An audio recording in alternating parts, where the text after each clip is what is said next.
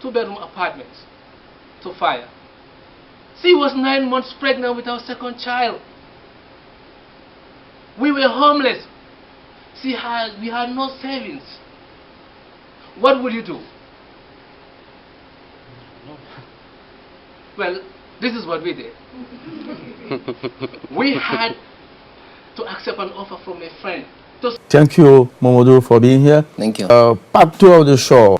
Let's talk about your involvement in African community. You have been the founder of Gambian Youth Organization, right?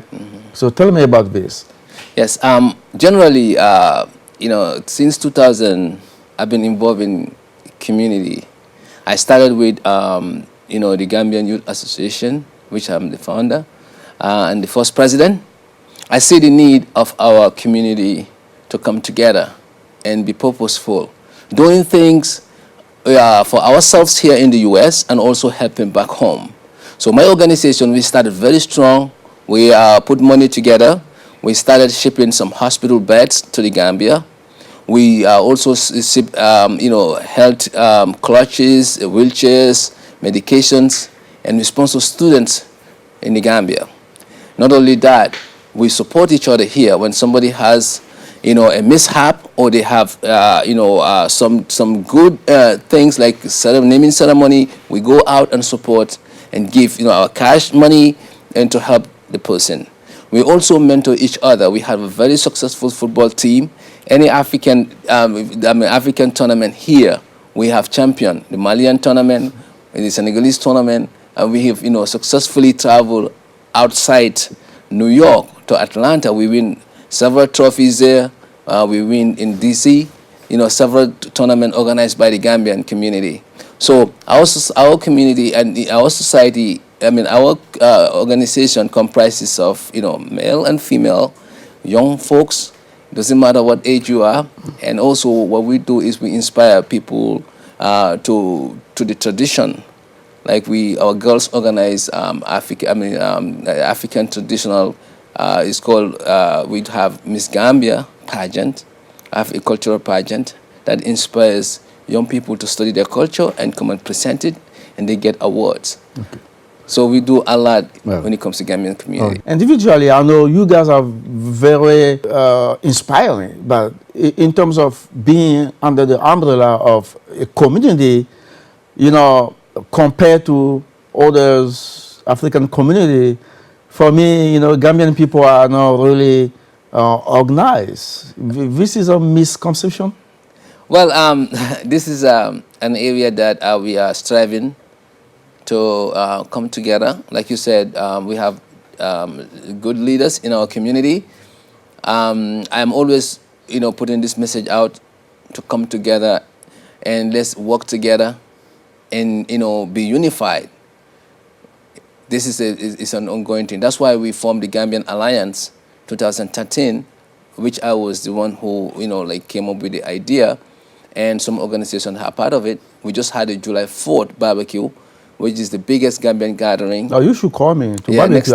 Next year. Yeah, next year you will come. All right. That's the biggest Gambian gathering. So organizations participate, but after a while, some of them fade away.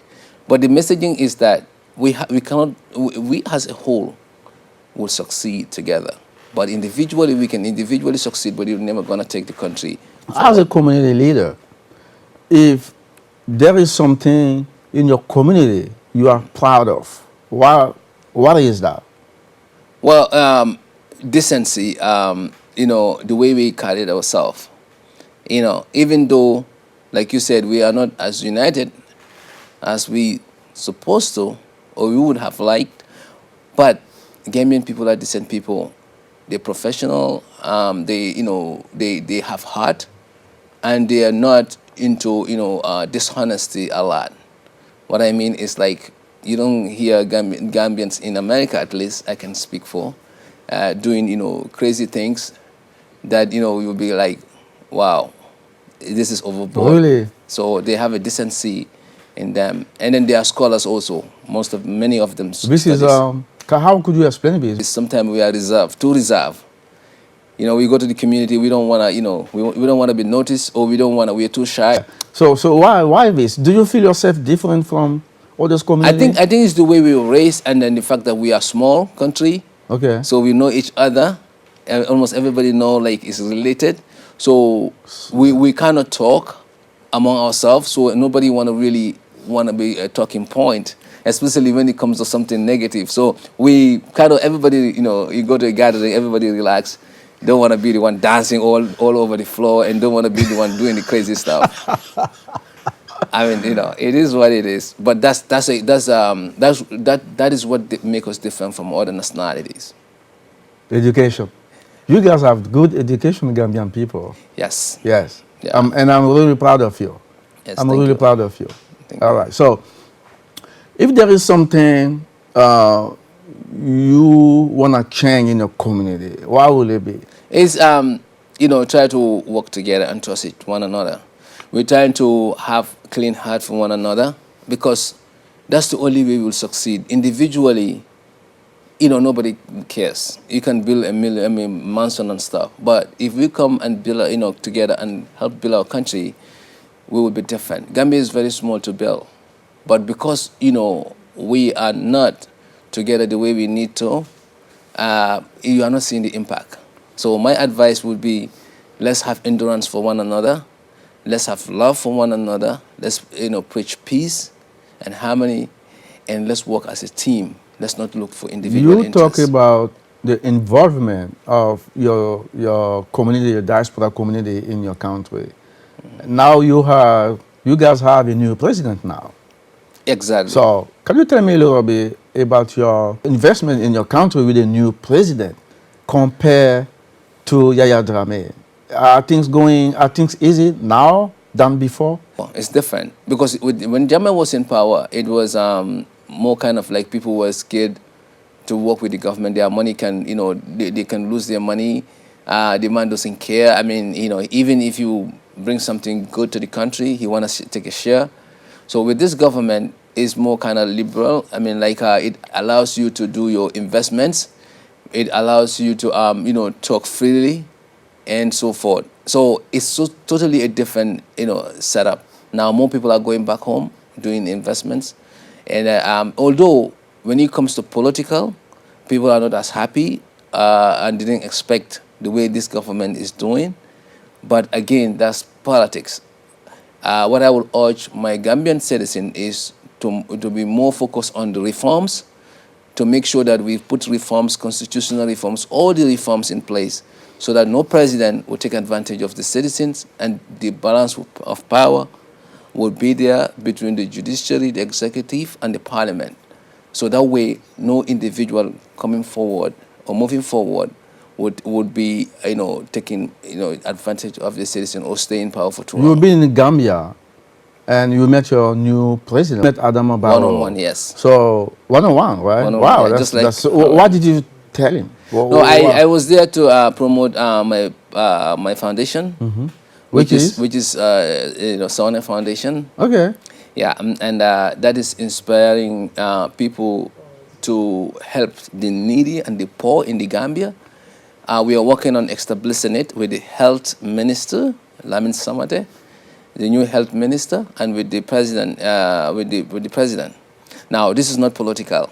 I straightly told him that I'm not interested in that. But you told him that you support him, right? I'm not supporting him. I'm supporting, the country. See, it's different. When I communicate with the president, because I have my own platform, which is the New Gambia platform, is an WhatsApp group and also an online platform. We have Facebook, and the members there, we put ideas together, and we send it to the president's office and the parliament. It's like an advice. If they take it, fine. If they don't, fine. Good. And then they respond back to us. You are one of the mastermind in African Day Parade, the best event African people have ever done in New York City. What's going on? What happened? Well, again, African Day Parade is the biggest gathering in the African community, and it brings a lot of hype. I'm getting calls all over, and I'm sure my partner Momodou Kune from Ivory Coast is also getting calls. We do the African Day Parade to bring the beauty and our heritage, and it's a beautiful event. We didn't want to stop. So why did you stop? Let's go straight up to the point. The point is that, you know, is because it's our leadership, it's money, it's jealousy. Yeah, not because, you know. Okay, go ahead. It's none of those. It's because the city has changed laws. So, you know, application process of Marcus Garvey Park, we had some hurdles there. You know, because there had been fights over there, and then the city and then the police, you know, commissioner, everybody was involved. So we had some hurdles, you know, in order to get the park, which is where we do the festival, which is one of the best components of the parade. So we've been trying to find a way how to do it without having to, you know, run into any legal issue. So that's why we've been taking our time. I mean, it's taking time. From 2014 to now, it's like 5 years. Yes. So how we're coming back. So is there any reason about this? Is there any reason about this? Like I said, you know, because like people, I know people will say again, yeah, African people, they will never go up, you know, they will never go to the end of their dream.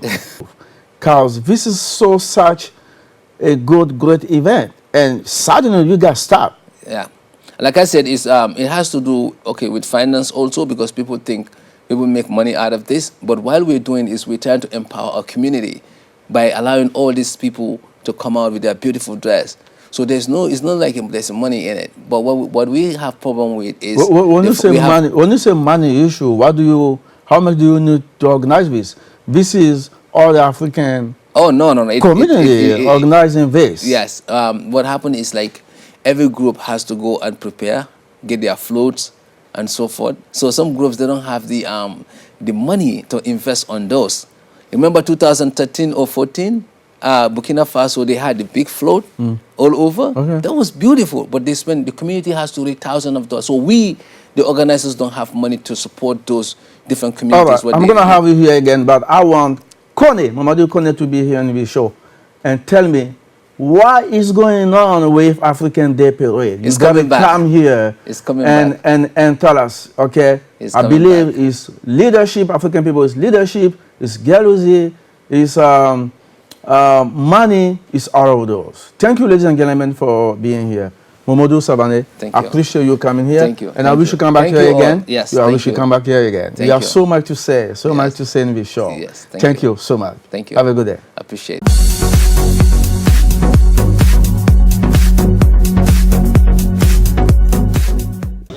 Thank you, ladies and gentlemen. Thank you for watching Africa on the Move, Africa TV USA. My name is Karim, standing for Africa on the Move. I'm here today in front of South Africa Embassy with a few African leaders who came here today to send a message to South Africa. Boycott. South Africa coal, boycott. Intellectual properties, boycott. Tourism, boycott. How do you forget so quick, South Africans? Yes, we have some good South Africans who are against what is happening in South Africa. But the bad ones and your leaders who are the wicked ones, this is your message. How do you forget our forefathers?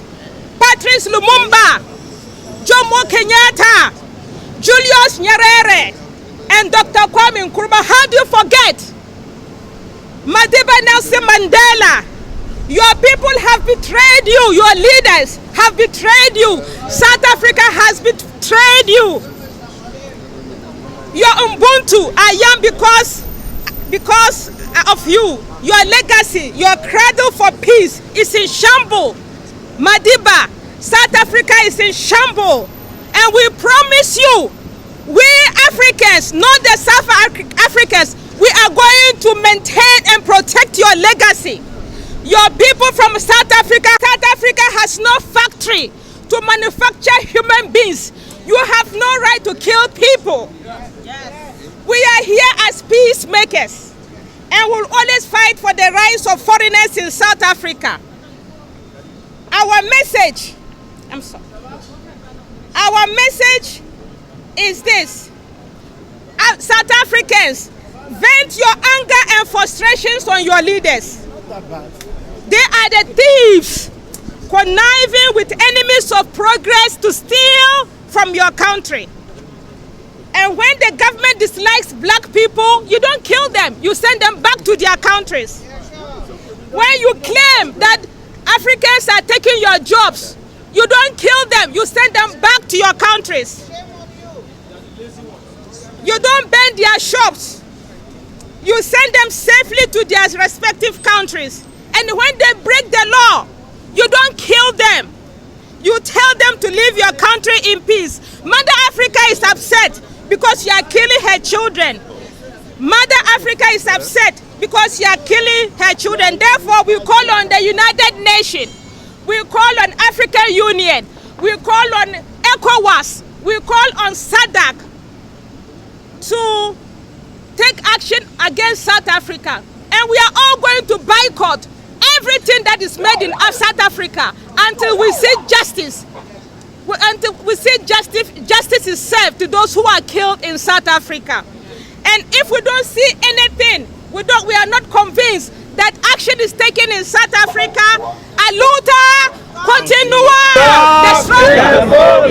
Stop xenophobia in South Africa. Stop xenophobia in South Africa. One continent, one people. One continent, one people. One continent, one people. One continent, one people. Africa, unite. Africa, unite. Africa, Unite. Africa, Unite. Africa, Unite. Africa, Unite. Africa, Unite. Africa. Unite.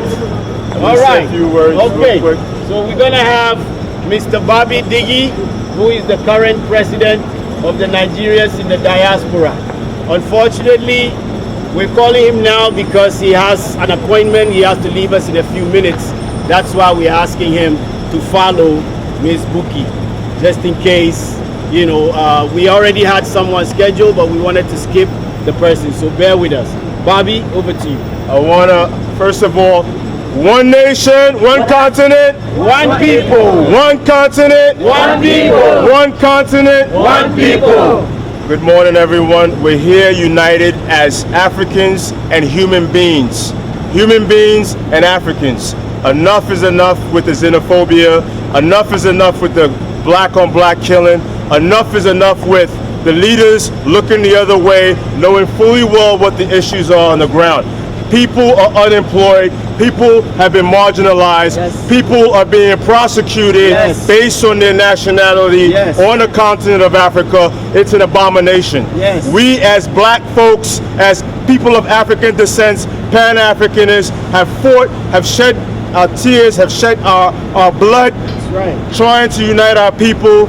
It's a shame that you have about 70% of South Africans who own about 80% of the land. That's right.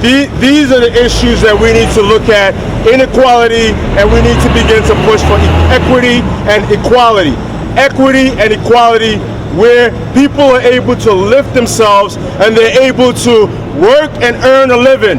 People of all race and creed, color, and you name it, should be able to live in a safe zone, safe community, and should be free of violence, free of attack on a section of population, and of all people, Nigerians and other Africans who stood united to speak against apartheid, and who fought, who invested, who protested, and people who rallied, who suffered and sacrificed to make sure that South Africa is free today. And it's a shame that we are standing here when we should be celebrating and we should be talking about how do we collectively move ourselves forward. We stand here today advocating for people that are being marginalized, Nigerians and other nationals of war. So we stand here in front of the South African Embassy and Consulate to say that we need answers today and that we need actions immediately. So I say with my fellow brothers and sisters that are here that we will continue to fight, we will continue to protest and rally until we see a difference in South Africa. So once again, one nation, One people. one nation, One people. Africa, United. Africa, United. Thank you. My name is Bobby Digi. I am the president of Nigerian and Diaspora New York chapter. Look forward to more action in the near future. Thank you. Thank you. All right. Thank you. Thank you. All right, so thank you for this opportunity to gather in front of this building to protest in no uncertain terms that we are unhappy with what is going on in South Africa currently. And in my capacity as a clergy, I know that God made every human being in his image. Every human being, regardless of the color. All of us were made in the image of God. And the dignity and sanctity of life must always be preserved. And God was the one who determined where anybody can be. And when we find ourselves in other lands, apart from where we originally come from, either from Ghana or Nigeria or South Africa, as people respect the laws of the land, the people there must also respect the lives that have joined them in making life bearable for everybody. Which is the Southern Africa and Eastern Africa philosophy of aggregating Africans under one single roof, one continental humanity. Those were the foundational values of South African ethos. We wanted to go back there today. This was rekindled, if you remember, in 1990 when Nelson Mandela walked out of prison. The galvanization of the entire continent. And then in 1994, 4 years later, you remember those long lines swatting across South Africa to vote for the first time. So the entire continent has contributed to that liberation. That's right. That's right. Yes. If I hear Nigerians today talk about the liberation dividend, they don't say, they're not meaning that South Africa owes them something. But we have to get some facts right now, today. Nigeria is not the largest exporter of immigrants to South Africa. Yes. South Africa is not the first destination of immigrants in Africa. That's right. South Africa is not the first sanctuary of African refugees in the continent. Yes. We don't know about Kenya. We're not talking about even Rwanda, who was receiving 300 Africans from Libya this month. Yes. Yes. We're not talking about Tanzania. We also have to account for, from 1960 to 1995, this is also a fact. Yes. Nigeria has bankrolled $61 billion to the South African struggle. Yes. And this is not the only continent, there's not the only country in Africa, but this is just Nigeria. Obasanjo has mustered the Nigerian elite in the Nigerian assembly to what he called the Mandela tax, for every fortune in Nigeria to contribute something toward the South African struggle. These are facts of history. Yes. Now, we are in difficult time now. We are at the corner of history, which means that immigration is just the medicines. Immigration is that bastard that around the world nobody wanted to talk about because it is labeled as something that is ingratiatingly, absolutely bad, that has to be defeated. There is no nation that hasn't grown without immigrants. Absolutely. Yeah. And all of this xenophobic violence that we're seeing in South Africa, we believe that this sprang from apartheid and colonialism. Yes. There are so many Africans throughout the continent, not only in South Africa, but across so many different countries. It never had gotten to the point where we are killing other Africans in one African soil. Thank you. All right, now ladies and gentlemen, we're going to have one of the main organizers of this rally, Mr. Dudu Madiba Stevens Cisse. Bravo. Yes. He's going to speak English and French. Bonsoir tout le monde. Bonsoir. C'est dommage, on se retrouve devant un hôpital. C'est dommage qu'on n'a pas de sonorisation. Mais de toute façon, aujourd'hui, avec la nouvelle technologie, le monde entier nous regarde. Ils sont très nombreux, ceux qui se sont battus aux côtés du peuple sud-africain dans sa longue marche vers la liberté pendant l'apartheid. Nous connaissons nos différents chefs d'État. Je veux parler des Senghor, de Félix Houphouët-Boigny, de Sékou Touré et bien d'autres, des journalistes du monde entier. Le peuple africain s'est mobilisé pour soutenir et défendre l'apartheid. Puis nous avons eu la liberté de Nelson Mandela et le monde entier était heureux pour l'Afrique du Sud. Nous avons soutenu la Coupe du monde de football en 2010. L'Afrique s'est mobilisée pour soutenir l'Afrique s'est mobilisée pour soutenir l'Afrique du Sud pour la Coupe du monde en 2010. Ils étaient contents. Voici que depuis quelques années, nos brothers et nos sisters sont humiliés. En mai 2018, il y a eu 62 morts à Johannesburg et à Durban. 62 morts en 2008. Ils ont tué des frères africains en 2008. 62 morts. Il n'y a pas eu de justice. En 2015, il y a eu 7 morts. On a pillé les biens, on a cassé les magasins. Nous sommes en 2009. Et aujourd'hui, nous sommes en 2019. Et depuis quelques semaines, mesdames et messieurs, chers frères africains, vous le savez, ils ont tué, ils ont volé, ils ont pillé nos frères. Nous sommes à 10 morts. La police sud-africaine dit qu'ils ont arrêté 300 personnes. Mais vous le savez, il n'y a pas de justice. Et ces 300 personnes, ils vont les libérer. C'est sûr, ils vont les libérer. Mesdames et messieurs, nous devons nous mobiliser. Nous devons nous mobiliser pour qu'il y ait une justice, pour dire non à la violence en Afrique du Sud, non aux assassinats, non à la xénophobie. Pourquoi brûler nos frères africains?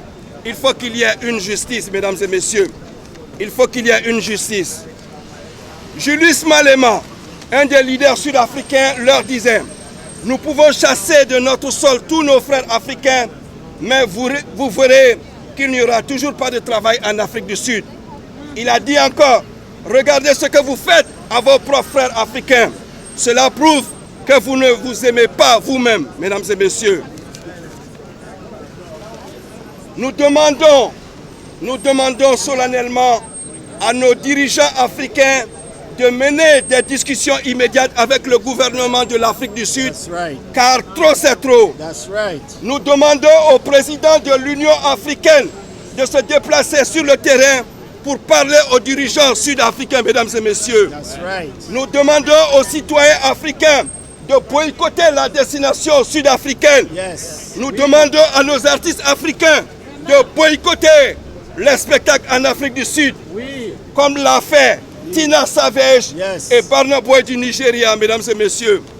Nous demandons à la Confédération africaine de football, la CAF, de suspendre l'Afrique du Sud de toutes les compétitions, mesdames et messieurs. Nous demandons justice pour nos frères africains. Justice pour nos frères africains. Justice pour nos frères africains. Justice pour nos frères africains. Justice pour nos frères africains. Stop à la xénophobie. Stop à la xénophobie. Stop à la xénophobie. Stop à la xénophobie. Get up, stand up, Africa. Get up, stand up, Africa. Get up, stand up, Africa. Get up, stand up, Africa. Thank you so much, brothers and sisters.